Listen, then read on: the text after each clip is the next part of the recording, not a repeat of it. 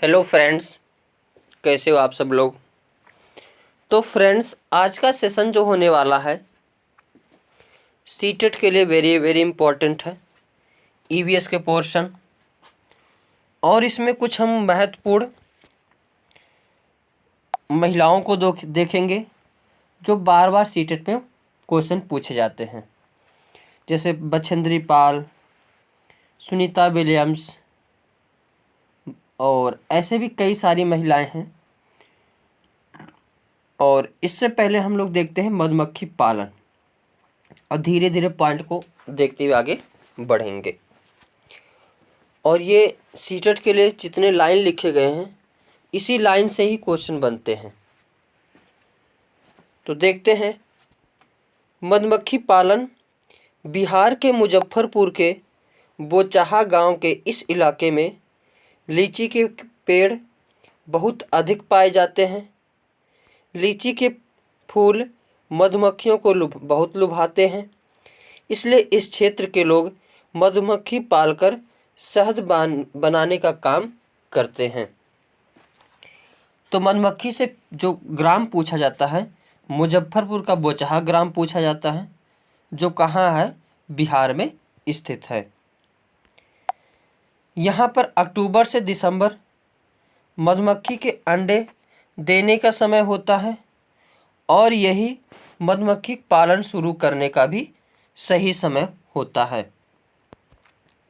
मधुमक्खी पालन को एपीकल्चर कहते हैं। और लीची के फूल किस महीने में खिलते हैं, तो फरवरी में खिलते हैं। ये सारे पॉइंट जो है वेरी वेरी इंपॉर्टेंट है। यही सारे पॉइंट सीटेट में पूछे जाते हैं। मधुमक्खी के हर छत्ते में एक रानी होती है जो अंडे देती है। छत्ते में कुछ नर मक्खी भी होते हैं। छत्ते में बहुत सारे काम करने वाली मक्खियाँ भी होती हैं। यह दिन भर काम करती हैं। शहद के लिए फूलों का रस ढूंढती हैं। और जब किसी मधुमक्खी को रस मिल जाता है तो वह एक तरह का नाच करती हैं, जिसे दूसरी मक्खियों को भी पता चल जाता है कि वहाँ पर रस है। मधुमक्खी रस से शहद बनाती है। छत्ता बनाने का काम भी इन्हीं का होता है और बच्चों को पालने का भी काम इन्हीं का होता है। मधुमक्खी पालन में बक्से का प्रयोग किया जाता है। इस बक्से में चीनी का मीठा घोल डाला जाता है। एक तो यही प्रश्न पूछा जाता है, किस चीज़ का घोल डाला जाता है, तो चीनी का। नर मक्खी छत्ते के लिए कुछ खास काम नहीं करते। मधुमक्खी के डंक में फार्मिक अम्ल होता है। फार्मिक अम्ल के कारण ही मधुमक्खी अगर चोक देती है, डंक मार देती है, तो वह जो है जलन सा होता है। इग्लू, अभी हाल ही में जो जुलाई में पेपर हुआ था उसमें ये क्वेश्चन पूछे गए थे और यही पॉइंट पूछे ही जाते हैं। इग्लू बर्फ के घर टुंड्रा प्रदेश में पाए जाते हैं। ये घर एस्किमो प्रजाति द्वारा बनाए जाते हैं और इन घरों को इग्लू कहते हैं। तो किस जनजाति द्वारा बनाए जाते हैं, तो एस्किमो प्रजाति द्वारा। ये कहाँ पे पाई जाती है, तो टुंड्रा प्रदेश में। आगे देखते हैं चांगथांग। ये भी वेरी इंपॉर्टेंट है। चांगथांग पश्चिमी और उत्तरी तिब्बत में एक ऊंचा पठार है। पठार क्या होता है, तो पर्वत से छोटा जो है पहाड़ी होती है और पहाड़ी से छोटा जो ऊंचाई में पठार होते हैं। यह पठार 5000 मीटर की ऊंचाई पर स्थित है, जो कुछ हद तक भारत के लद्दाख क्षेत्र के दक्षिण पूर्व में फैला हुआ है। यहाँ चांगपा नाम की प्रजाति है, जिसकी कुल आबादी कुल 5000 लोग हैं। यह हमेशा अपनी भेड़ बकरी के साथ घूमते रहते हैं। चांगपा लोग अपने टेंट को रैबो कहते हैं। एक प्रश्न ये भी पूछा जाता है कि अपने टेंट को क्या कहते हैं, तो रैबो। यहाँ सर्दियों में 70 किलोमीटर प्रति घंटे की रफ्तार से हवा चलती है। चांगपा की भाषा में चांगथांग का मतलब होता है ऐसी जगह जहाँ कम लोग रहते हैं। एक प्रश्न पूछा जाता है, ऐसा कौन सा स्थान है जहाँ पे एक भी पेट्रोल पंप नहीं है, तो यही लद्दाख में। रेबो अर्थात टेंट के पास एक जगह होती है जिसे ये लोग लेखा बोलते हैं। क्या बोलते हैं? लेखा। जहाँ ये अपनी बकरी और भेड़ों को रखते हैं। लेखा की दीवारें पत्थरों की बनी होती है। हर परिवार अपने जानवर पर विशेष प्रकार का चिन्ह बनाया रहता है। औरतें और छोटी बच्चियां जानवरों को गिनकर चराने ले जाती हैं और फिर लौटकर इन्हें दोबारा गिनती हैं। यह लोग अपनी बकरियों को ऊंचाई और ठंडी जगह पर चराने ले जाते हैं, जिससे बकरियों के बाल घने और मुलायम होते हैं। वेरी वेरी इंपॉर्टेंट अगला है पश्मीना शाल। विश्व प्रसिद्ध पश्मीना शाल। पश्मीना शाल चांगपा लोगों द्वारा पाली गई बकरियों के बालों से बनती है। जिन बकरियों से मुलायम पश्मीना ऊन मिलती है वह बहुत ऊंचाई पर लगभग 5000 मीटर ऊपर रहती है। ठंडे में टेम्परेचर 0 डिग्री सेल्सियस से -40 डिग्री सेल्सियस तक चला जाता है। बकरी के शरीर पर गर्म बालों का कोट बन जाता है। इनमें से कुछ बाल बकरियां गर्मियों में गिरा देती हैं, जिनका प्रयोग पश्मीना शाल बनाने में होता है। इनका एक बाल इतना पतला होता है कि इनके 6 बाल हमारे एक बाल के बराबर होते हैं। यह शाल हाथ से बनाए जाते हैं। लगभग 250 घंटे, टाइम भी याद रखना, लगभग 250 घंटे की बुनाई के बाद एक प्लेन शाल बनता है और एक पश्मीना शाल 6 स्वेटर जितना गर्म होता है। ये भी प्रश्न पूछा जाता है कि एक पश्मीना शाल कितने स्वेटर बराबर गर्मी देती है, तो 6। आगे ये भी वेरी वेरी इंपॉर्टेंट, ब्रेल लिपि। लुइस ब्रेल फ्रांस के थे। 3 साल की उम्र में अपने पिता के औजारों से खेलते हुए उनकी आंखों की रोशनी चली गई थी। पढ़ाई में बहुत रुचि थी, तो यह पढ़ने और लिखने के विभिन्न तरीके सोचने लगे। फिर एक नया तरीका निकाला जो बाद में लुई स्क्रिप्ट के नाम से जाना गया। मोटे कागज पर नुकीली चीज से 6 बिंदुओं को उभारा जाता है। एक प्रश्न यही पूछा जाता है कि कितने बिंदु होते हैं, तो 6 बिंदु। फिर उभरे हुए बिंदु पर उंगलियों के सहारे इन्हें स्पर्श करते हुए पढ़ा जाता है। यह ब्रेल लिपि कहलाती है। यह स्क्रिप्ट 6 बिंदुओं पर आधारित होती है। आगे देखते हैं Gregor John Mendel. Very very important. Gregor Mendel का जन्म एक गरीब परिवार में हुआ था, जो 1822 ईस्वी में हुआ था। इन्हें 7 साल तक मठ के बगीचों में 28,000 पौधों पर बारीकी से कई बार प्रयोग किए और ढेरों आंकड़े इकट्ठे किए। मटर के पौधे के कुछ गुण होते हैं जो जोड़ियों में पाए आते हैं, जैसे बीज या तो मुलायम होगा या खुरदुरा, और इनसे निकली अगली पीढ़ी के बीजों में भी बीज या तो मुलायम होंगे या फिर खुरदुरे। बीज का रास्ता कुछ नहीं होता है। आगे ये भी वेरी इंपॉर्टेंट है, अल बिरूनी। कौन? अल बिरूनी।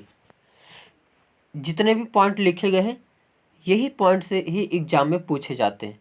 बिल्कुल अगर बोरिंग लगे तो भी आराम से एक बार पढ़ लीजिए ताकि जो है दिक्कत नहीं होने वाला है। 1000 से भी ज़्यादा साल पहले एक यात्री भारत आया, इसका नाम था अल बिरूनी। अल बिरूनी जिस देश से आया था उसका नाम था उज़्बेकिस्तान। वेरी वेरी इंपॉर्टेंट ये पॉइंट है, पूछा जाता है। और पिछले जुलाई में भी यही प्रश्न पूछा गया था कि जो है अल बिरूनी कहाँ का निवासी था, तो उज़्बेकिस्तान। अल बिरूनी ने बहुत ही बारीकी से चीज़ों और जगहों को देखा और उनके बारे में लिखा। खास तौर से वे जो उन्हें अपने देश से अलग लगी। अल बिरूनी उस समय के तालाबों के बारे में लिखते हैं कि यहाँ के लोग तालाब बनाने में तो माहिर हैं, अगर हमारे देश के लोग इन्हें देखेंगे तो हैरान ही रह जाएंगे। ये बहुत बड़े बड़े भारी पत्थरों को लोहे के कुंडों और सरियों से जोड़कर तालाब के चारों तरफ चबूतरे बनाए जाते हैं। इन चबूतरों के बीच में ऊपर से नीचे जाती हुई सीढ़ियों की लंबी कतारें होती हैं। लोगों के उतरने चढ़ने के रास्ते अलग अलग होते हैं, जहाँ कभी भीड़ लगने से परेशानी नहीं होती है। आज इतिहास पढ़ने वाले लोगों को अल बिरूनी की किताबों से उस जमाने के बारे में बहुत कुछ पता चलता है। आगे हैं बछेंद्री पाल। बछेंद्री पाल भारत की पहली और विश्व की 5वीं महिला थी जिन्होंने माउंट एवरेस्ट की चोटी पर चढ़ाई की। बछेंद्री पाल बचपन में एक पिकनिक में गई थी जहां वे 4000 मीटर ऊंची चोटी पर चढ़ गई थी। तब ये कुल 12 वर्ष की थी। ये उत्तराखंड के गढ़वाल एरिया में नाकुरी गांव में बड़ी हुई थी। इन्होंने नेहरू इंस्टीट्यूट ऑफ माउंटेनियरिंग से अपनी ट्रेनिंग ली। इनके गाइडर ब्रिगेडियर ज्ञान सिंह थे। 1984 में माउंट एवरेस्ट में जाने के लिए टीम मेंबर बनी और 23 मई दोपहर 1:07 पर अपना पहला कदम 8848 मीटर ऊंची चोटी माउंट एवरेस्ट पर रखा। इनके साथ एक और मेंबर भी गई थी। ये एक साथ कदम नहीं रख पाए क्योंकि वहाँ जगह नहीं थी, तो पहले इन्होंने अपना कदम रखा, उसके बाद अपना सिर झुकाया, झंडा फहराया और तस्वीरें ली। माउंट एवरेस्ट को नेपाल में सागर माथा भी कहते हैं और माउंट एवरेस्ट जो है तिब्बत में स्थित है। आगे कर्दम मल्लेश्वरी। वेरी वेरी इनका भी पॉइंट है इम्पोर्टेंट।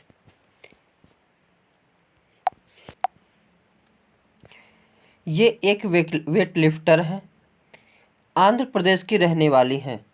तो कर्दम मल्लेश्वरी कहाँ के रहने वाली हैं, तो आंध्र प्रदेश की। और ये क्या है, वेट लिफ्टर हैं। ये 130 किलोग्राम तक का भार उठा लेती हैं। भारत के बाहर इन्होंने 29 मेडल जीते हैं। ये भी वेरी वेरी इंपॉर्टेंट।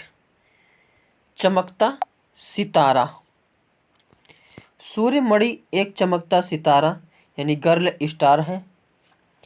चमकते सितारे उन साधारण लड़कियों की असाधारण कहानियां हैं जिन्हें स्कूल जाकर अपनी जिंदगी बदल दी। सूर्यमणि चाहती थी कि लोग त्योहारों पर अपने गीत गानों को गाएं, उन्हें भूले ना और अपने पहनावों को चाव से पहने।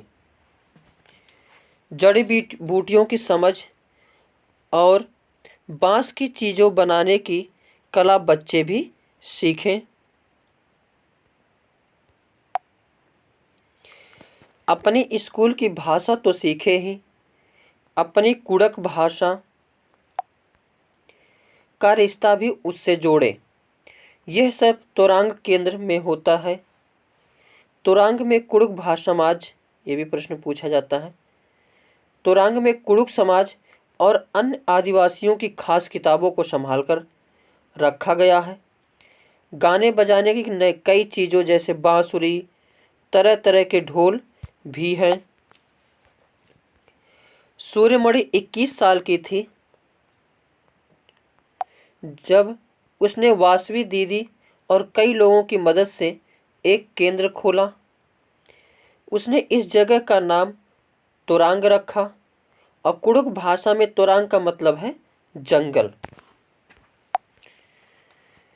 कुड़ुक भारत, नेपाल, भूटान तथा बांग्लादेश में बोली जाती है।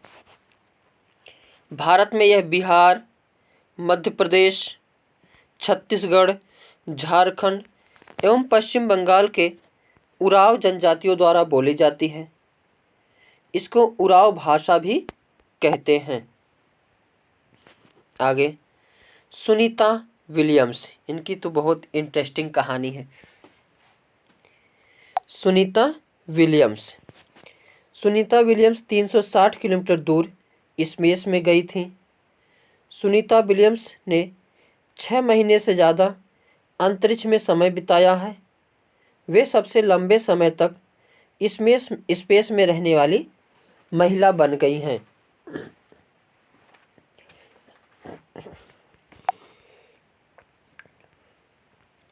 सुनीता विलियम्स के अनुभव स्पेसशिप में, इन्होंने बताया कि वहाँ एक जगह बैठ नहीं पाते थे और एक जगह बैठने के लिए एक जगह से दूसरी जगह तैरते रहते थे और एक जगह बैठने के लिए खुद को बांधना पड़ता था। स्पेस में पानी भी नहीं रुकता था, बुलबुले बन के फ्लोट करता था। जब चेहरा या हाथ धोने के लिए बबल जो है पकड़ना पड़ता था और कागज गीला करना पड़ता था। वहाँ कंघी करने की आवश्यकता नहीं थी क्योंकि बाल हमेशा कैसे होते थे, ऐसे खड़े रहे होते थे। वहाँ टहल नहीं सकते थे और फ्लोट करने की आदत हो गई थी। एक जगह पर रुकने के लिए खुद को बांधना पड़ता था। नील आर्मस्ट्रांग ने चांद पर उतरने वाले प्रथम व्यक्ति थे। वे चांद पर 1969 में गए थे। भारत अर्जेंटीना के विपरीत देशांतर पर है, इसलिए भारत के लोग अर्जेंटीना के लोगों के सापेक्ष उल्टे हैं। आगे देखते हैं परिवार। एकल परिवार में माँ बाप और उनके बच्चे होते हैं, जबकि संयुक्त परिवार में दादा दादी, चाचा, बुआ, माँ बाप और बच्चे होते हैं, या नाना नानी, मामा मामी, मौसी, माँ बाप और बच्चे होते हैं। एनसीएफ 2005 के अनुसार कक्षा 3 से 5 तक के पर्यावरण अध्ययन को 6 थीमों में विभाजित किया गया है, जो इस प्रकार हैं: परिवार एवं मित्र, भोजन, पानी, आवास, यात्रा और चीज़ें जो हम बनाते हैं और करते हैं। ये वेरी वेरी इंपॉर्टेंट है, ये याद कर लीजिएगा, यहाँ से क्वेश्चन 100% आते हैं।